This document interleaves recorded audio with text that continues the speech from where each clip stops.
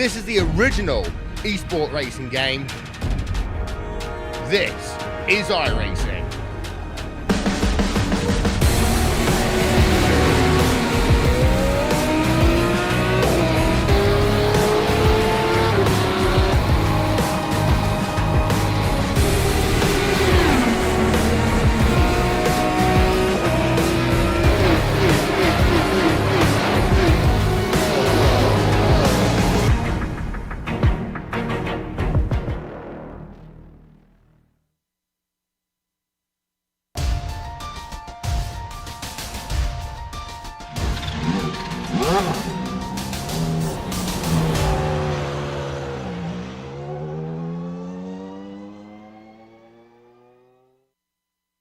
Arnozzi was finally able to claim his first victory of the season at the ring, but in stark contrast to the 15-mile behemoth of last week, Mid-Ohio offers quick laps and few places to get by slower cars.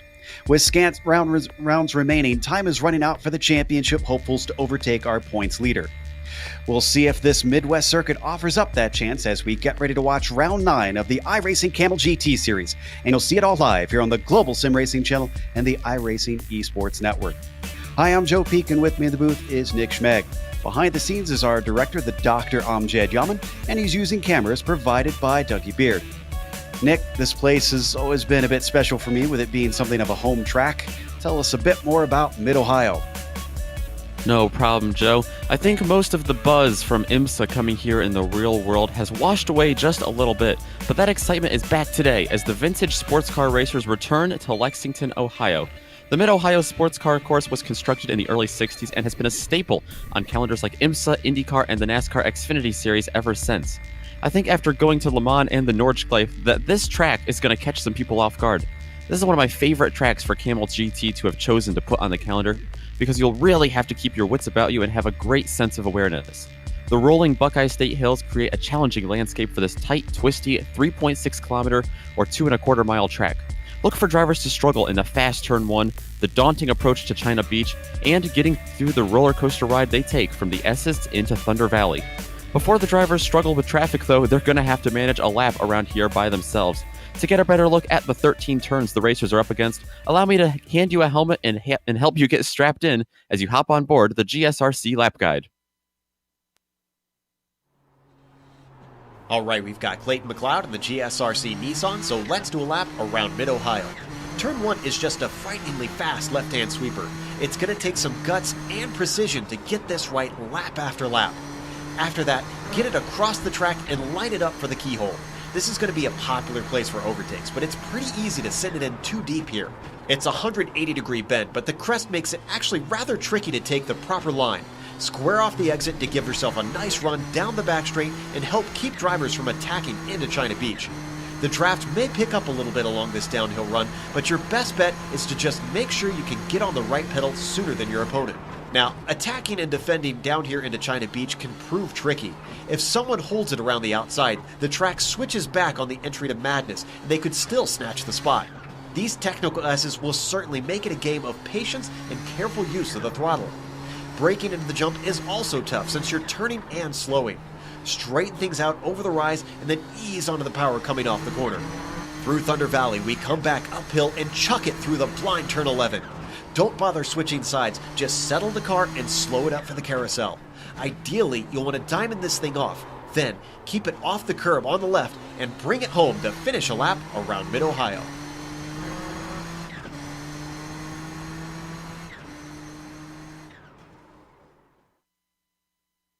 You see a lap through those hills that Nick was talking about. A little bit of a sunnier day than what we've got here today. Relatively cool conditions. So while qualifying is taking place, let's take a glance at the points situation. I mentioned that it's running out of time for drivers like Phil Lake and Iamaki to try and overtake Gerber.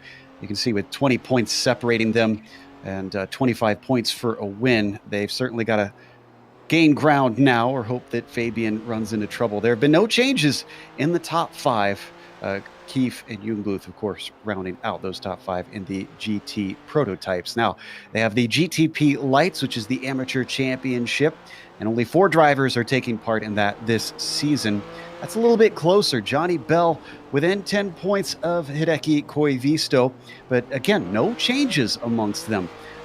Slee and Kopak round out 3rd and 4th in that GTP Lights Championship. Let's go to the GTO. They each have their pro and amateur as well, Nick.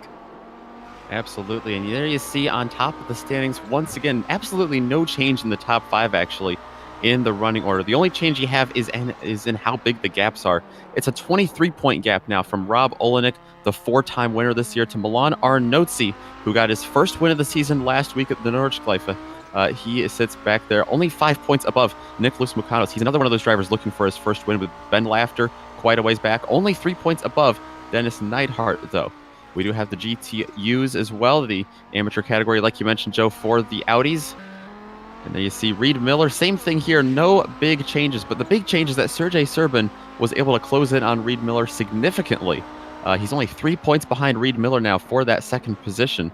So that is going to be something to watch for sure, especially, noting that those drop weeks do exist. Serbin, no drop points there. Reed Miller has 9. That could definitely affect him late in the going of the season. Michael Haynes, Caden Bean, and James Walker remain pretty spread out, 3rd, 4th, and 5th there.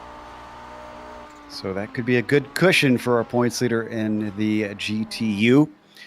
Now, in case you've never watched the Kamel GT series, here's what we've got in store. It is a 40-minute race. It is a sprint race. Going to make it even more frantic around the short laps around here, which means no stop for fuel is expected unless you really mess something up. In fact, if you have to come into the pits, you're probably going to be losing lots of time. There you see the point scoring that is available for the cars today. It's somewhat of a small field, thankfully, and that should help ease some of the traffic we expect to be a problem here today. This race, once again, is brought to you on the iRacing Esports Network. Make sure when you get the opportunity to subscribe. All you got to do is go to their YouTube page, click the big red button that says subscribe, and you'll get all of the Kamel GT series in your YouTube feed. Looking at the current situation on the qualifying, Gerber is on the pole, and he's just now finishing his lap. That's Rolla we were watching on board with there for a moment. And Gerber goes a little bit faster, not quite a tenth, in fact, only 200ths faster on his second lap. Still ahead of the man chasing him in the points, Phil Lake.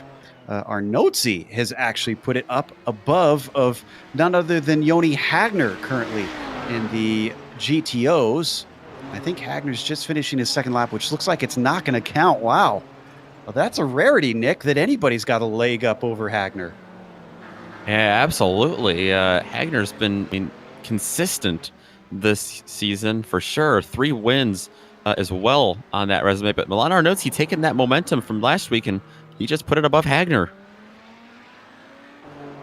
I think the only other ones that are close to being able to overtake him is Vili Rolla, who's finishing his second lap. This is John Keefe that we see finishing his on screen. Looks like he's going to put in a 13-1 for his timed lap. He's still got enough time to come around for his second one, which he still has on the table. This has been Laughter with a 22.5 that he's going to put down. That's good enough for 10th place. Rolla's just coming across the line now for his second lap. It is a 20.1. That's good enough to improve his time, but not his position. He stays in 3rd place on that second row. Yeah, that's just only 2 1,000ths of a second behind Joni Hagner. Almost bumped Hagner back to row 2. Awful close between them. Not sure, though, if that's a mistake from Hagner in qualifying or if his pace really is down today. Sanchez. He currently sits in 10th, last of the prototype field, and that second lap, fortunately, not going to help him. Just about 2 minutes left. Do we have anybody still to put a time in? I think John Keefe coming around to complete his qualifying. Ben Laughter is yet to put a second lap in, and those are the only 2 yet to finish up. Keefe going to be the first one with a 12.9. He's going to stay in 5th, though. We're on board with Ben Laughter, the Plains driver. up into the long and winding carousel. Let's see what he's got. It's a 22.5 currently, 10th on the grid. And the GTOs, 22.2, 0.3 faster, but unfortunately not any higher on the grid for Ben Laughter. So I believe that will wind up our qualifying. Should make for a fascinating race how these two classes deal with each other around this twisty and windy circuit. So I believe we are able to go to the grid. Let's give you our starting order for today. Fabian Gerber is going to be on the pole for the GTPs with Phil Lake, who is yet to take his first victory in this class this season. He'll be starting second. Dustin Herroder will be third behind them. Great qualifying for Dustin. Stephen Workup will be P4, and John Keefe with an excellent quali at fifth place. The outside of row 3 is Sven Schnoss. Then it's Johnny Bell starting 7th, David Miller in 8th, and Marc-Jean Girard starts 9th. David Sanchez rounds out the top 10 and the GTP field. Then you switch over to the Audis, and 3 of the top 4 here are the 3 winners that have comprised all of the wins this season in the GTO class. Milan Arnozzi with 1 up at the top, Hagner with 4, Rob Olenek down there with 3, and Ville Rolla not only looking for his first win starting 3rd today, but looking for his first podium as well. Nicholas Bucano is going to round out the top 5, starting alongside Ove Trengrade. Dennis Neidhart, Riley Thompson going to be behind him. Thompson pretty far down the field. Same with Reed Miller and Ben Laughter. Watch for them to look through to try to fight their way up through the pack today. Alexander Veldman back in 21st, 11th in the class. Michael Haynes going to be the last to set a qualifying time in 22nd, and Aaron Cortez going to round out the 23-car field. Does Rolla really not have a podium yet? That shocks me. He must be having an unusual season for him, although I do suppose, I think his attendance hasn't been very consistent so far, but wow, usually Rolla is in contention for victories, even at the least. So you can see them lining up, not for a full pace lap. They're just going to start out of Thunder Valley and work their way through the carousel, and they'll get on their way. Unfortunately, they are not able to start them like they do in real life. I don't know if anybody from iRacing is watching, but I'd love to see it someday that they could start on the backstretch like the real world races do in most series here at Mid-Ohio. Might actually clean up the racing a little bit at the starts, as that is a tricky point to get off the line or even take a rolling start. Just waiting for the last of the drivers to find their way out to the grid. Then the Porsche pace car will lead them away. There is 10 cars in our prototype field, and then obviously 13 in the GTOs to have to deal with around this track. Minute 11 and minute 12 for the GTPs means they should be lapping the cars back in those sports cars very quickly. Pace car peels in. Green flag immediately comes out, and Gerber's able to get on the throttle very well. Phil Lake caught a little bit out, though he keeps ahead of Herroder, who is now looking at a potential 3-wide situation. Work up around the outside of John Keefe. They eventually get it all sorted out. One car a little bit off track, otherwise clean. Let's go to the GTOs. The green flag came out when the GTOs were going through the carousel. That means that the second place starter, Yoni Hagner, actually had the preferred line, so Hagner jumps up to the top of the board. Arnozzi slots in second. Ville Rolla holds off a hard-charging Olenek and Mukanos. He remains in third place, but they're side by side as they go through here. See them coming out of the keyhole down towards China Beach, which the prototypes have already hit. And it looks like everybody's managed to get through. Up at the front, Arnozzi clearly challenging on Hagner as they come down to this right-hander that leads into Madness. He's not able to make the pass behind him. A little bit of side-by-side between Olenek and Mukanos. They're going to stay side-by-side here through Madness, and eventually it looks like Olenek's able to come out on top. Yeah, Mukanos got pinched down just a little bit there. I mean, the track's so tight, not much Olenek could have done otherwise. Racing aggressive here. He does not want to lose these top 3 leaders. Indeed, Rolla staying right up underneath Arnolzi and Hagner as they stretch away to about a second over Rob. Coming around to complete the first lap and through. Joni Hagner may not have gotten the pole, but he certainly made good of whatever was thrown his way. Comes through turn one, trying to get away from Arnolzi, but it looks like Arnolzi's not going to make it easy. Yeah, Arnolzi not only chasing him down, but also feeling the pressure from Rolla behind him. He has not let him slip away at all. Through the keyhole once again, you can see how much Arnolzi gets a drive off, but he just kind of gets blocked there by Hagner. Not much he can do. You get a little bit of the slipstream. We've had a problem with David Schnoss. I'm not sure what. We don't need to go to it right now. But he was falling down the field, and he's in fact been turned around. Hopefully he doesn't get in the way of these guys as Arnolzi has to go defensive on Ruola. He holds the position, but now it looks like Arnolzi is having to play attack as well as defense.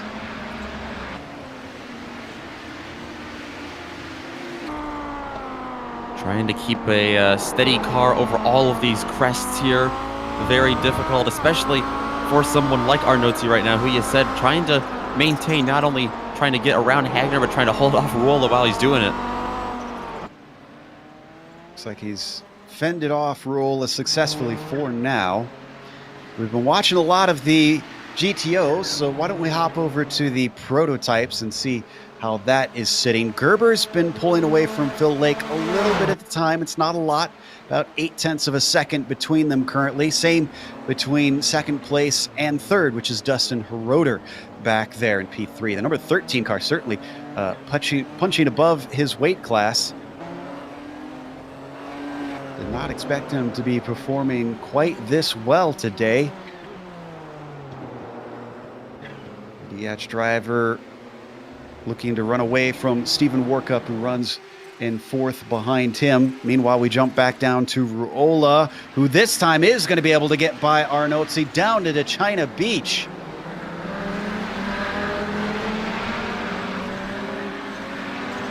He tries to fight back through madness, but that is just not working. And I think this was set up with Milan going a little bit off track out of the keyhole. We're going to see right here on the replay, Nick. Yeah, we'll take a look here. Looks good so far. Yeah, Arnolzi, you can see, wash a little wide. Yeah, I think you're right. That just stalled out the momentum a little bit. So not even really the slipstream, just Rolla being able to take advantage of that mistake from Arnolzi. And those two battling has gapped them to the leader.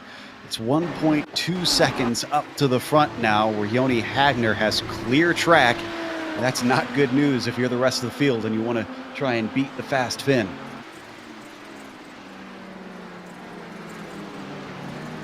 A bit of a poke to the inside from Arnolzi coming through the keyhole.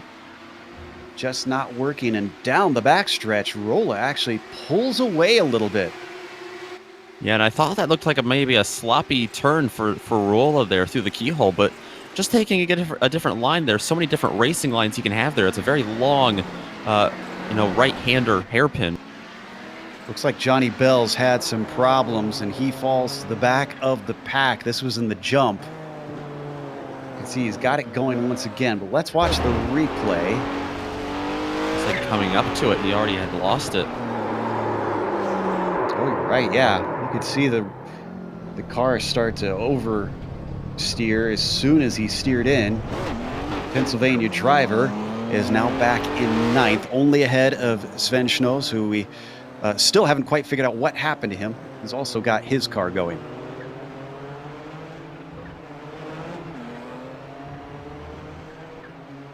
Man, Arnolzi, despite his qualifying pace, is struggling. He's already been caught by Olenek, and he might slip off the podium. Yeah, very easily that could happen. I just, same as you, I was expecting him to continue to battle with Ville Rolla.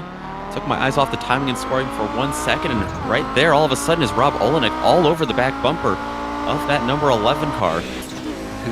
We were watching from on board Arnolzi. It looks like he's trying to break the draft even back to Rob. They've got company behind them. Mukanos and Trangerade are starting to form a bit of a train now behind Milan.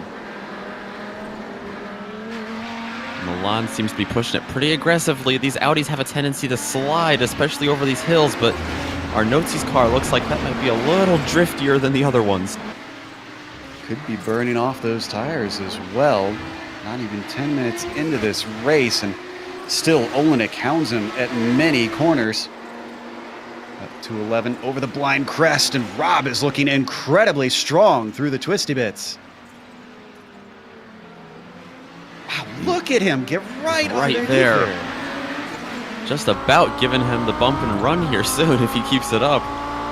Yeah, I'm starting to think that it's more a matter of time before Rob can get by. A little bit off the apex for Milan Arnotzi, once again struggling off the corner. Here comes Olenek.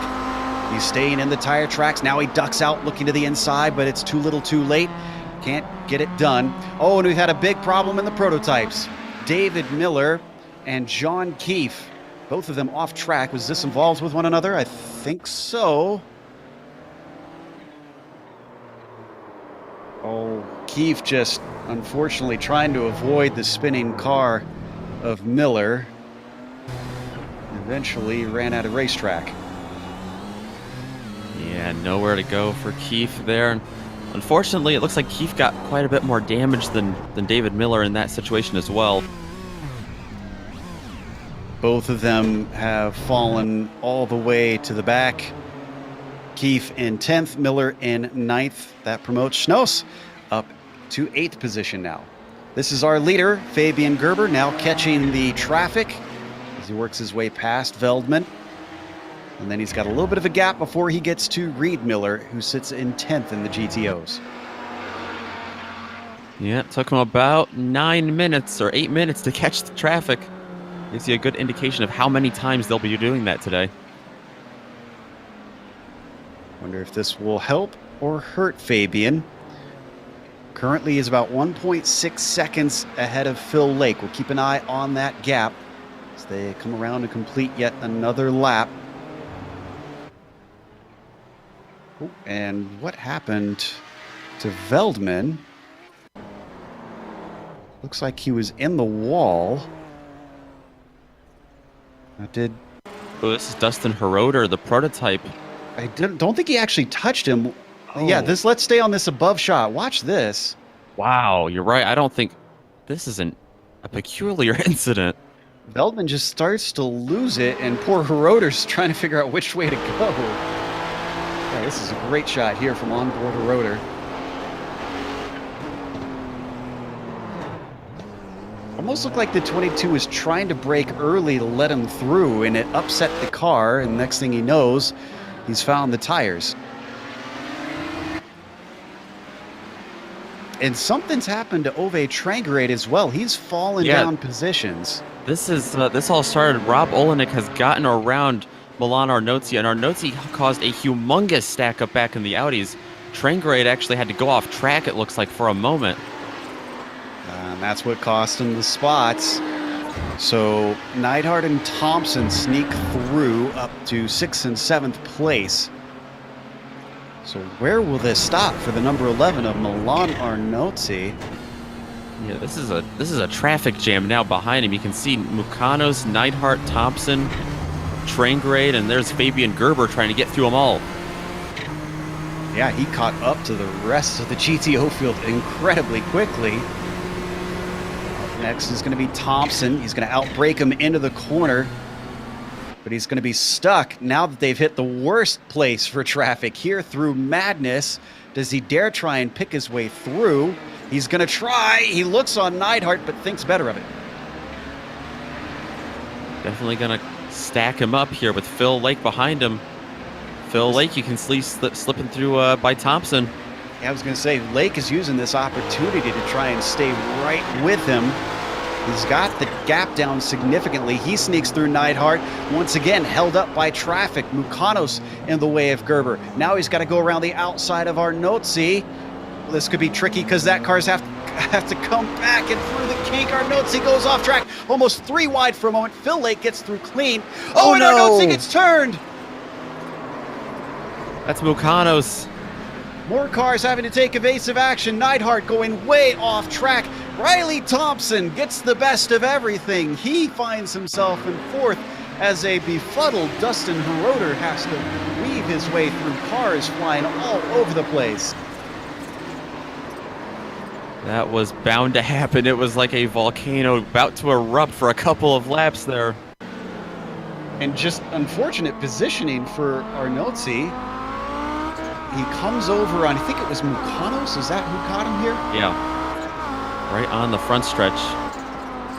And then once he gets turned around, he's going backwards into a left-hand turn with the car steering left. So unfortunately, everybody scatters. That could have been way worse, but it certainly was fun for a moment, at least for the viewers, not for the drivers. That allows Neidhart to get around Mukanos. Mukanos, a great deal of damage on the front of that number 10 car. So yeah, nothing's changed in the prototypes. It's still Gerber, Lake, and Heroder are your top three. But it did shake things up in the GTOs. Hagner leads, Roll is second, Olenek still third, Thompson up to fourth, Neidhart now fifth, Mukanos back to sixth, Trangrade earns his way up to seventh.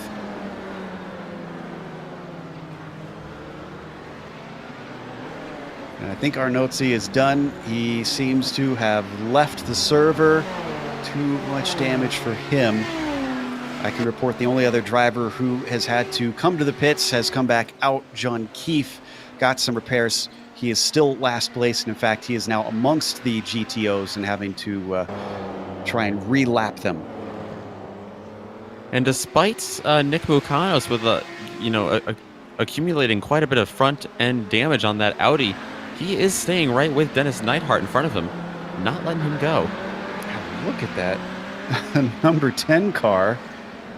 The nose of it is certainly not looking terribly pretty as he chases down the number 7, coming up to the jump out of the S's. In fact, getting awful close to them. Keeping half an eye on this, half an eye on our leaders because they are getting close in the prototypes. This is Phil Lake. For a while, he was down to 0.3 of a second on Fabian Gerber. And we were seeing Phil Lake close in due to traffic over Fabian Gerber, but now, as these two battle with clean racetrack, it's almost looking like Phil Lake might be faster than him on pace today. That's how it looked at the start of the race. I don't think any of them managed to touch anything as they tiptoed through, so shouldn't really affect their pace too badly.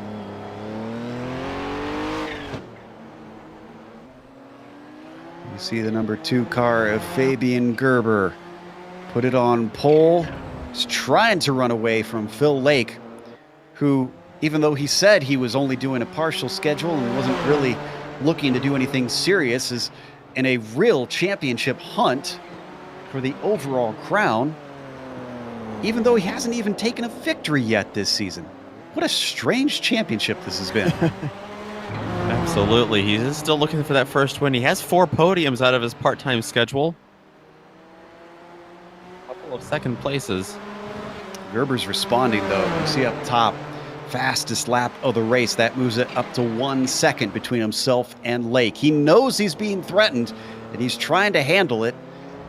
We'll see if he can pull enough of a gap to keep himself safe once they hit more of the traffic for the second time around. The other battle for the lead looks like it is also getting close. I said I was shocked that Rula hasn't taken a podium yet this season, and well, it looks like he's eyeing more than just a podium. He's gaining on none other than Joni Hagner. That is no mean feat. Yeah, this is interesting. Usually we see, both classes here in Kamel GT bunch up when they're in the thick of traffic, and then when they get some clean racetrack, they all stretch apart. But we're seeing the exact opposite today. Phil Lake closing in on Fabian Gerber, and now Ville Rolla closing in on Joni Hagner by themselves. And behind them, the battle for fourth in the GTOs is getting tightened up. We also are getting close in the prototypes for 6, but Thompson's got a train of Neidhart and Mukanos on him. You see that's Marc-Jean Girard trying to lap these cars.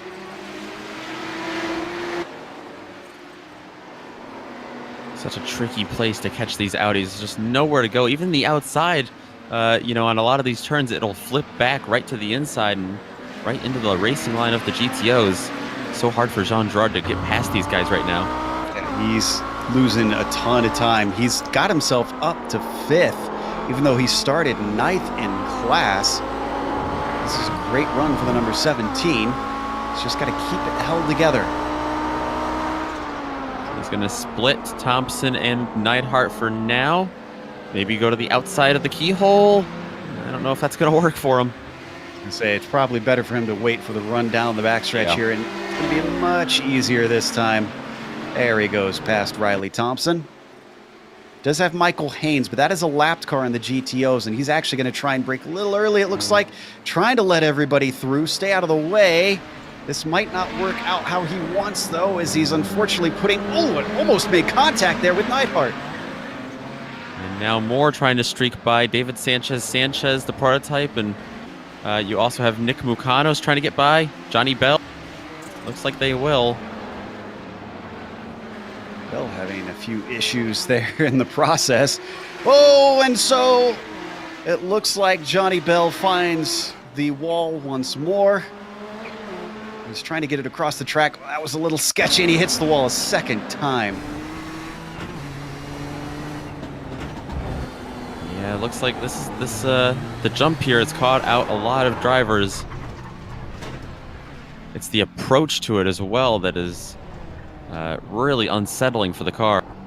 I don't think he got the wall the first time, but that's the second time that corner has thrown the 21 for a loop. Now things are getting complicated for our leaders in the GTOs, because not only is Rolla on the back of Hagner, so is John Keefe, who just wants to try and finish his race. Will he interrupt this? Is he going to be patient? Right now he's being patient. He's got nobody to fight with. Really doesn't need to try and interrupt this. Up and over the jump. He's definitely he knows the stakes. He's been in this series a while. Thinks about it, thinks better of it. We have pretty ideal conditions out here today. Only 83 degrees on track temperature. That has gone up slightly since qualifying, which was around 75, 76 degrees. Yeah, the practice and qualifying sessions looked more like a rainy day here, but it's gotten nicer out. It's a morning race as well. It's 8:46 a.m. virtual time here in Mid-Ohio. So should be getting progressively warmer as well. And he gets both of them. Didn't really hurt that battle too bad. So nicely done by the number 14 to not split up the fight we have for the lead in the GTOs. Although looks like Rolla is dropping slightly. It's up to 0.8 of a second to try and run down the Finn, his fellow Finn, up at the front. Yeah, that seemed to hurt him just a little bit. But then again, we saw him close in, through the race so far in the first half. So maybe the second half he'll be able to get the job done. Yep, only 20 minutes left to go right now. And I am very impressed with Vili up to this point. Very rarely do we see drivers not at a draft track chasing down and hounding Joni Hagner. If anything, the number 1 car tends to just stretch off into the distance and be unchallenged all race long. Credit where credit is due in the prototypes. They have been in clear air for a while, although not now. Fabian Gerber catching up to, looks like, Reed Miller.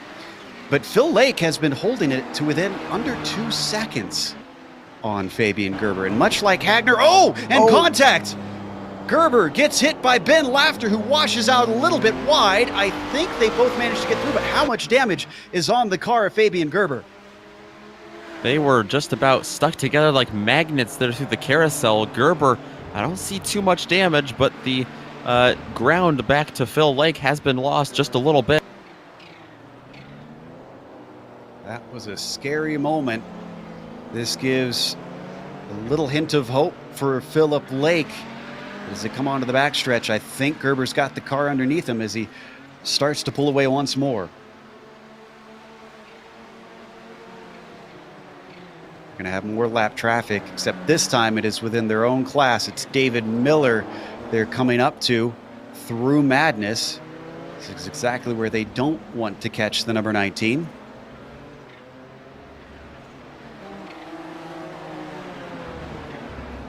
Is David going to be able to pull off to the side, let them through? Well, he's going to pull off into the grass and then come back on the course as both of them make it by, but with a little bit more of a scare.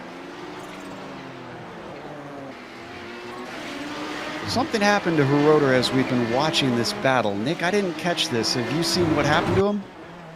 Checking right now, it looked like... he's lost one position here at World Cup. Oh, it looks like this is off... Where is this? One of the sand traps through Thunder Valley, maybe. Oh, into the jump, it looks like. Oh, yeah, you're right. And yeah, right, and just straight off. Riley Thompson has had a bizarre incident. Let's watch this one more time. And just barely touches the tires. Oh, now So- Thompson, you're right. Down into the keyhole. He was, Kinda. he ran, this is perfect right here. Coming through turn one, runs it way too wide. Oh my I guess he goodness. just kept his foot in it. Woo, he got 4 wheels off the ground. It is not the Audi Quattro made for rallycross, there, Riley. He just about gained some positions doing that, I think. Even had to take it through the grass to make it through the keyhole. He's kind of lucky he didn't slide back onto the course. Yeah, that keyhole does have that chicane there as well that is used on the alternate layout. He was almost able to snag that. I think that would have made it worse. So that puts Riley Thompson in 6th place. Oh, and it looks like Phil Lake has been in trouble with Sven Schnoss. Just this past lap, it looks like. Phil Lake turned him on the front stretch, it looks like. Oh, yeah. Schnoss was trying to take his racing line. Didn't realize that Lake was there. Lake obviously he's in a hurry. He's trying to chase down the leader. He's able to get through, but Schnoss comes out the worst of the two of them.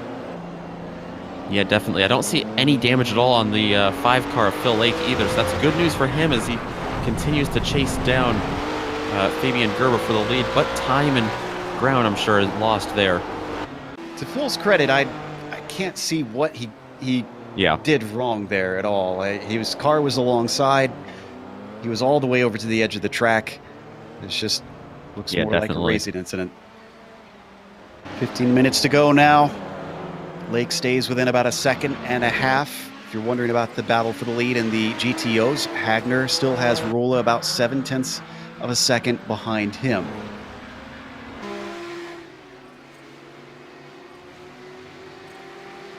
Most of the field has spread apart a fair bit. I see that Hiroder is trying to work his way back through. And I guess Hiroder must have come in to take a little bit of repairs, interestingly. Wow. I'm not sure why. He didn't hit very hard. And to still be up there in 5th, too. Absolutely. He just managed to get by Marc-Jean Girard just now that you see. Well, where did Stephen Workup? Let's see. He started 4th, so Stephen's only actually up 1 position. Even still, Workup currently sitting on the podium a whole 17 seconds back, but take what you can get. A position is a position. Workup getting held up badly right now by Mukanos and Neidhart. Still battling there for that 4th place position in the GTOs. Thought he was going to try and get through there on Nick Mukanos.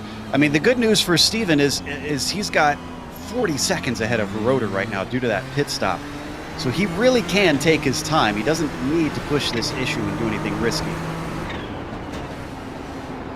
He's going to get Mukanos there in turn 1. Looks like Aaron Cortez sitting there sideways. Yeah, thankfully he didn't pull in front of anybody as we watch World Cup now finally manage to get through Neidhart, allowing him to continue his battle with Nick Mukanos. Lake may have had some more problems. Oh, actually, both Lake and Gerber had issues almost independent of one another. This is coming into China Beach. Gerber off wide. Lake goes the other way. Huh. Oh, gosh. The new mowing program, landscaping for Mid-Ohio, using the world's most expensive lawnmowers. You know, I noticed on the Real World broadcast that there was quite a few pesky dandelions there. Just got to see it as beautiful flowers surrounding the track. Of course. All right, so nothing changes, even though both of them experience drama. Gerber still leads. Lake is still in second. They're roughly a second apart from one another with 12 minutes left to go. I can tell you that Hagner's started to pull away from Rolla. That's about a second and a half between those two.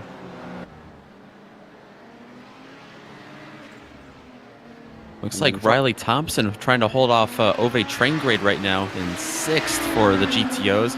Traingrade putting a lot of pressure on him despite being in trouble a couple times earlier in this race. Traingrade looking to the inside now. He's going to outbrake him. At least he thinks he is. They're going to go wheel to wheel, though, coming up into madness.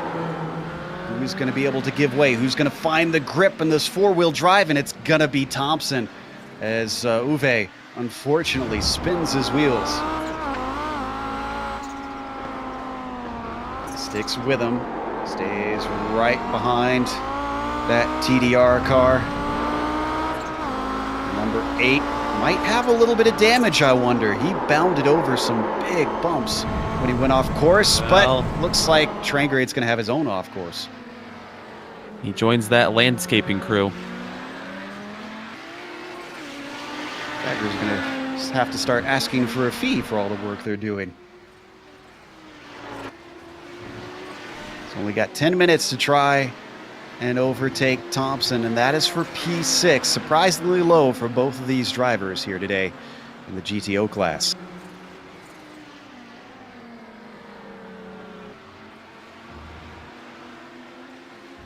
Let's head up to 4th place in this same class. We keep peeking in on Neidhart and Mukanos. They've been stuck together. Mukanos wants to change that because he's trying to get ahead as he ducks down to the inside of China Beach, but doesn't quite work under braking, so he slots back into line. Yeah, a lot of times we saw this with Thompson a lap ago. We just saw it with Neidhart. If you go wide there through China Beach, of course, if you stay on track, the track switches right back in your favor going uphill into the first left-hand S. So a lot of times that's actually the preferred line, even though you see Nick Mukanos get a nose in on him there. Neidhart able to keep the position. Let's stay with this, but Sven Schnoss, for some reason, has come into the pits. Not sure if he needs to get repairs for the incident he had earlier with Lake or if it's something else. We'll update you on that later. Up into turn 1 more time. Neidhart retaining 4th, but having to deal with a lot of pressure from behind.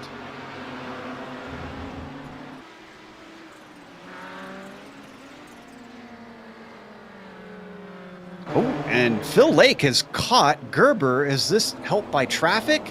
They've got Sanchez in front of them. I think so. I think Sanchez holding up Gerber just a little bit. You can see Gerber get a little wobbly offline there at the exit of turn 13 onto the front stretch. Phil Lake, is he going to get enough slipstream here? He goes wide.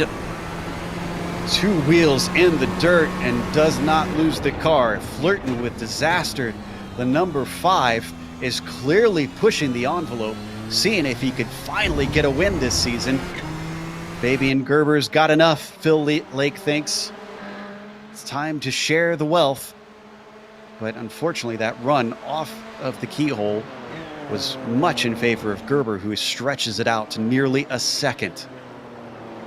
Yeah, I was just about to mention, not a good exit at all for Lake through the keyhole.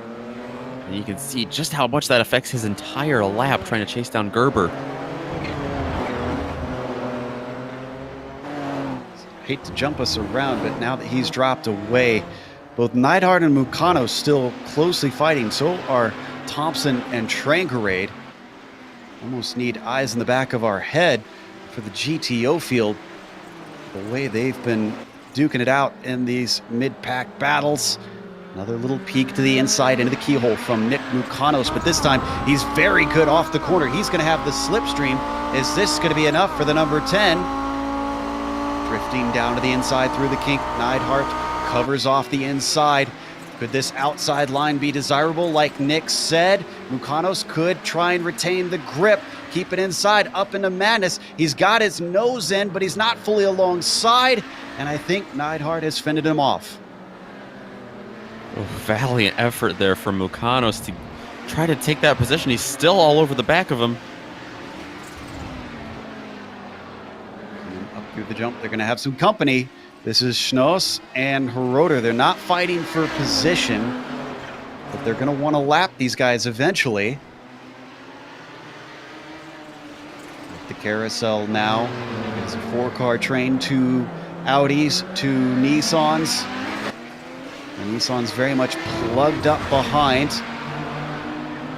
Schnoss waits, and he's not going to try it on the front stretch. Oh! Opportunistic stuff from Schnoss. Just saw Mukanos drift a little wide and gunned it through there. Neidhart holding to the inside still. Heroder stuck back there on the outside of the keyhole. Now he's going to be able to get by, but it doesn't give Nick the opportunity that he wanted. He's going to be about a half a second back.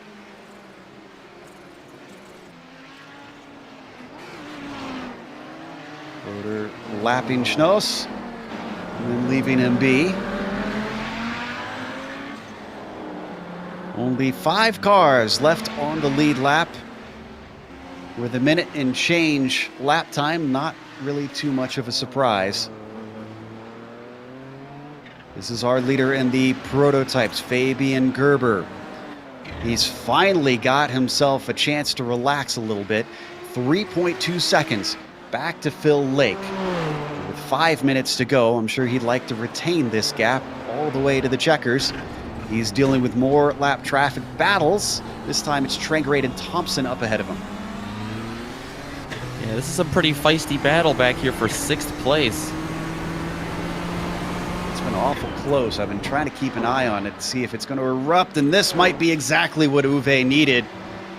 Trangerade tries for it, can't get it off the corner. Thompson knows it. He doesn't go defensive quite yet. Trangerade thinking about the inside, and he's given space, but now they're going to go 3 wide because here comes Phil Lake.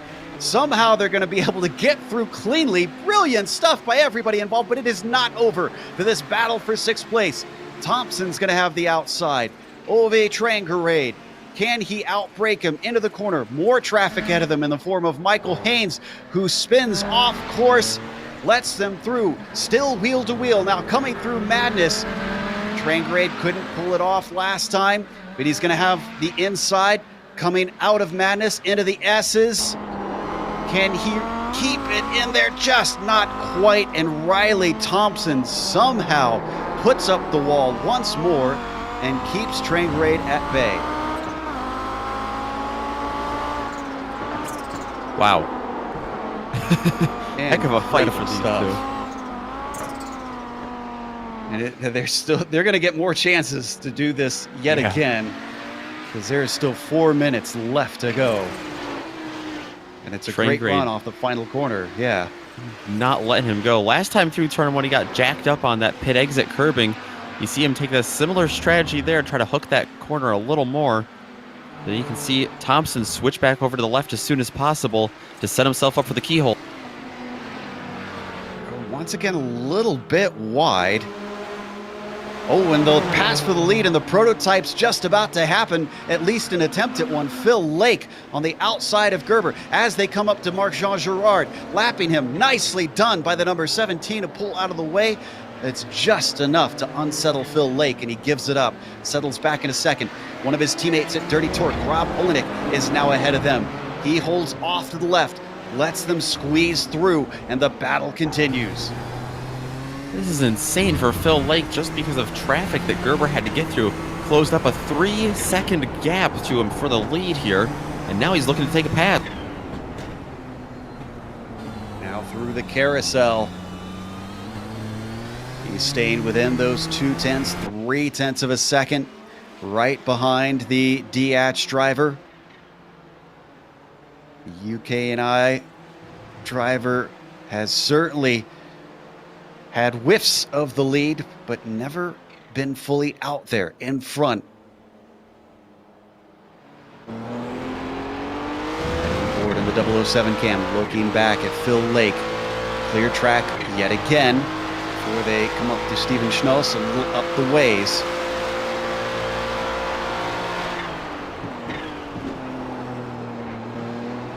I want to stay with this battle, but I just noticed the fight for the lead in the GTOs has been so intense that they've left Olenek behind by 22 seconds this race. They have dropped the field. Olenek all by himself. He's a lot closer back to Neidhart and Mukanos, who continue to battle for fourth. And it looks like Lake has dropped off, and that means we might have a chance to see the pass that Trangerade's finally gotten done on Riley Thompson. I think Yeah, back for bit of sixth. draft.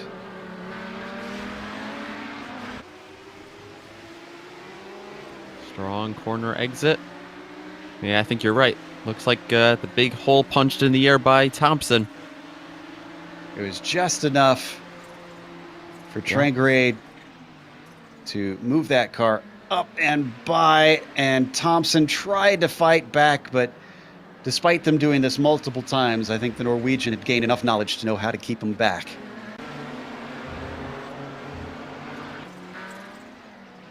Ooh, and Neidhart and Mukanos coming back to that battle into the keyhole. Neidhart still will not let Mukanos have that fourth spot. He'll get another bite of the apple as they come down the backstretch towards China Beach. Nick picking the outside line. Not going deep on the brakes, though. He's going to stay back there. Oh, Mukanos trying to poke it up the middle. A little shove through the turn. White flag is being waved at our two leaders. This is it. Last chance for Phil Lake. Does he have anything for the multi-time champion, Fabian Gerber? Billy Rolla going to pull over and stay out of the way. He's no longer in that close fight for the lead in his class.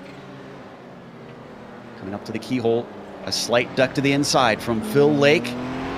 Doesn't shake Fabian Gerber. He's going to have to try harder than that. There's only 0.4 of a second between them. Not close enough for the draft to help him down to China Beach.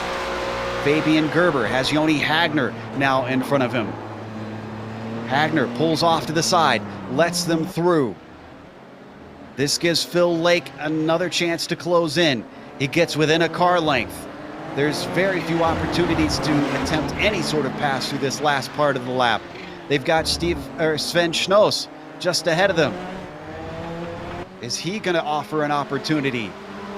Gerber comes through Thunder Valley, up into turn 11, pulls out of the way just in time. The carousel is all that's left.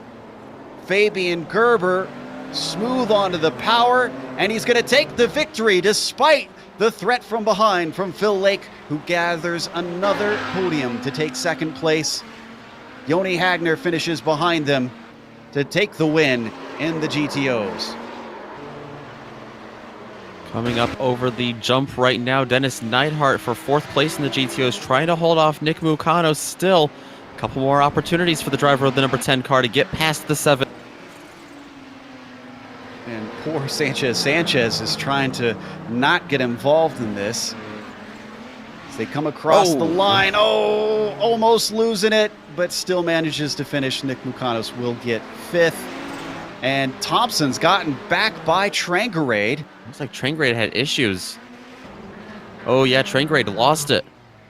Coming into the jump. It was all on his own. We'll come back to the replay a little bit later. This is Reed Miller, Ben Laughter, and Miller's going to stay ahead just at the line. So let's watch Ove. I wonder if he was put off by the cars lapping behind him coming up. Yeah, quite possibly. He had Johnny Bell and David Miller actually battling for 7th in the prototype class behind him. Maybe trying not to get involved with them. This is where it happens right here. Just that little bit wide. I think you called it perfectly, Joe. I think he was trying to stay out of that battle and try to go to the outside maybe. And just hooked the grass a little bit, got a little unsorted. Gives us a good idea. On top of the car. Just as soon as those 2 wheels were off, there was no saving it. So as he returns to the track and finishes his race in 7th place in his class, it takes us to the end where we're going to wrap up, take it to break. We'll come back with driver interviews as well as the official results. But on screen, you'll see all the upcoming races here on the GSRC.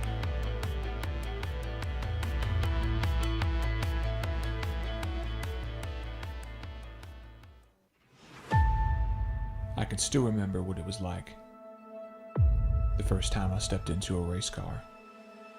The sound of the engine, the anticipation, but I never could have imagined where this journey would take me.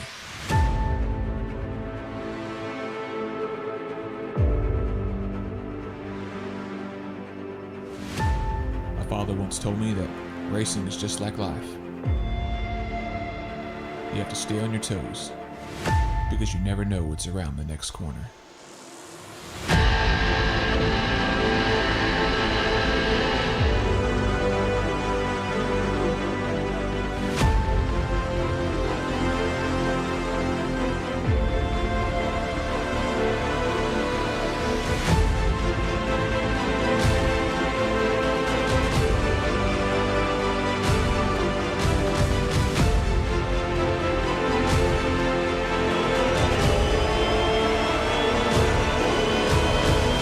My name is Bill Watson, and this is my story.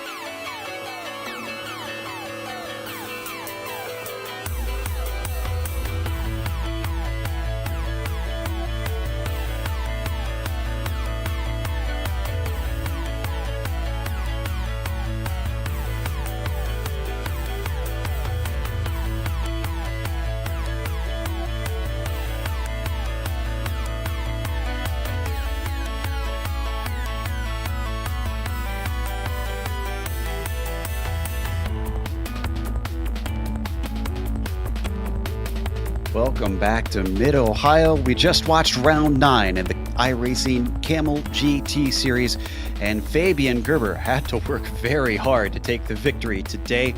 Look at the gap at the line. Half a second between himself and Phil Lake. It was amazing that Phil didn't manage to lead any of the laps with how close he was all race long. He does take second. Stephen Warkup to a bit of an anonymous third place, but you have to give him credit for that. Dustin Heroder as well with his fourth. And then Marc-Jean Girard, the first car a lap down, but going from ninth to fifth. He was followed by David Sanchez, who went from 10th to 6th place. Johnny Bell just didn't like the jump today. He finishes 7th. David Miller, 8th with his contact that he made with the car behind him. John Keefe, 9th. Certainly set them backwards. And the last of our prototypes is Steven Schnoss, who finishes 10th. Back in 11th overall and first in class, Joni Hagner going to pick up his 4th win of the year. And we were talking earlier, Willy Rolla, a heck of a fight, and he really put on the afterburners all race long. Just wasn't quite able to get around the veteran number 1 driver of Hagner. Rolla picks up his first podium of the year. Rob Olenek, a bit of a contrast here. He picks up his 7th podium of the year, finishing back there in 3rd. Dennis Neidhart and Nick Mukanos, that's how they'll fall in line. That battle for 4th and 5th. Thompson is going to wind up in 6th with Tringgrade, Reed Miller, Ben Laughter, 7th, 8th, and 9th. Alexander Veldman rounding out the top 10 in that class. Aaron Cortez and Michael Haynes streaking across 21st and 22nd overall. Milan Arnozzi, the DNF today, 25 laps down overall in 23rd. The only DNF in the field, Yeah. which is disappointing for Milan, but no disappointment for Fabian Gerber. First of all, do you need a towel? Because it certainly looked like Phil Lake made you sweat this one. Oh yes, definitely. It was one of the toughest races in a long time. It was first time we hit traffic. It was tough all the way to the end. I can't describe it. I'm really exhausted. Do you think most of him keeping touch with you was due to the traffic? Do you think if it was a more clear racetrack, you would have been able to stretch away? At the beginning, yes, a little bit. Maybe two tenths per lap, maybe maximum. But at the end, I think he had better tires than I had, so he was actually faster by the end of the race, I thought. This is a stark contrast to what we saw at Le Mans and at the Nürburgring, with it being such a short lap. How do you go about making that switch from week to week with the drastic differences this series chooses in track selection? It's difficult because I don't see many people in practice, so it's pretty much the first time I have traffic in the race, so it gets even more difficult. But I just try to adapt to any situation as good as I can. That's all I can say. Well, I'd say you do it very, very well considering the wins you've had, not only this season, but in seasons past. Congratulations on another victory, Fabian. Thank you very much. Thank you. That was our winner, Fabian Gerber. And I believe Nick is ready to talk to our winner in the GTOs, Joni Hagner. Hello, Joni. I've caught up with you as well. 4th win of the season, but it wasn't as easy as we've seen before. You had some company up there today. Yeah, I got a good hurry up from Will. Yeah, absolutely. Did you have much problems getting through traffic today? We would see your lead grow, and then all of a sudden, it would be back to racing bumper by bumper. It's a bit of this track, and you lose and gain time by the traffic a bit, but it's a really good multi-class track otherwise. Yeah, a lot of good chances for some excitement, that's for sure. Well, you're not running a full schedule, but should we expect to see you next week at Daytona? We've got a 60-minute race there to stretch the legs once again. Maybe. All right, we'll have to be in suspense all weekend, or all week, I should say. It'll be exciting. If you're there, though, it'll be a good race. Anyone you want to give a thank you or a shout out to before we let you go this afternoon? Happy Mother's Day for tomorrow. Yes, absolutely. Well, Joni Hagner, congratulations on your win today. Hopefully, with only a couple weeks left, we'll get to see you up here in the booth more. Yeah, I hope so too. That was Joni Hagner, our winner in the GTOs. We have the driver who was making Fabian Gerber sweat. Phil Lake joins us in the booth, still seeking that elusive win, borrowing from my friend Bill Zahn. Phil, you're seeming very Sisyphus-like lately. Just can't not quite get it up the hill. Yeah, it's frustrating. I thought this race was gonna work in my favor because of the traffic, and traffic is usually how I managed to keep up with the likes of Fabian and Arto. So I knew I had a good shot this week, but it's so hard to pass here, and I was doing all I could to keep up with him, to be honest, most of the time. It certainly looked like you were pushing the limits at a few times where we saw you dip some wheels off. Next week is going to be Daytona, and even though these Nissans aren't known for giving off a big draft, do you think it'll be easier to stay with and maybe pull one over on the likes of Fabian over there? It's possible. I think it'll be a similar kind of situation to similar but different to this week, where you had to really look after your tires today. Any kind of sliding or wheel spin or anything would cost you half a lap or more to recover or to cool the tires back down and keep your pace. And the same thing with Daytona. Any little mistake, you'll lose a draft and then it's game over, really. And we talked briefly about the temperatures. It looked like it went up slightly during the race, up to about the mid 80s Fahrenheit. I mean, does that affect whether or not you can abuse the tires as well? Can you get away with the sliding more when it's cooler? It's been a strange week. I haven't seen any really high temperatures, but it seems like the tires are really sensitive here to temperature. So I would say more to them being overheated from abuse rather than from the sort of track temperature. So you do have to really be careful. And I know Rob was saying the same thing in the Audi. Interesting stuff. We'll have to tuck that away for next time you guys come here. Well, even though you didn't get the win, you still managed to notch up another podium, and congratulations on that, Phil. Thanks. I'll try and get him next week. We look forward to it. That was Phil Lake, second place today. And one last one that we're going to talk to. Nick has caught up with Reed Miller. Yes, I've caught up with Reed Miller. Finished down in 8th place today in the GTO class. Reed, probably a little lower than you would have liked to be, but you had a great battle there with Ben Lafter. You came out on top. So give us a quick rundown of the race through how you saw it today. Yeah, it was a pretty fun race today. I didn't have the pace this week, so I was just trying to go as fast as I could, but not burn out my tires, and see if anyone else could maybe not do the same. And I had a great race with Ben at the end. It was with him the whole way, so it was really fun. Yeah, of course. Fun to watch the couple times we were able to check in on it. A very action-filled race for us as well. We know you're fighting for a GTU championship in the amateur category. Is that on your mind at all when you go through these races? You have a pretty solid lead, it seems like, right now. But is that on your mind at all, or are you just racing day by day here? Well, I try not to think about that stuff too much, but yeah, it's in my mind. That's which is just not really the best, really. You'd rather really ignore it and just try and race as hard as you can. So yeah, I'm thinking about it though. I'm looking forward to it. Absolutely. Next week we have Daytona. You expect to be there and join us for some race there? And if so, are you excited about that, or not looking forward to another long draft track? No, I love racing at Daytona. These cars are great there. And I think it's the 60 minutes race we got, so it'll be good. Yeah. Absolutely. It's going to be a lot of fun. Hopefully we'll see you there. And, well, congratulations on your race today, and good luck on the rest of your season. All right. Thanks, guys. Reed Miller, who comes out in the mid-pack in the GTOs today.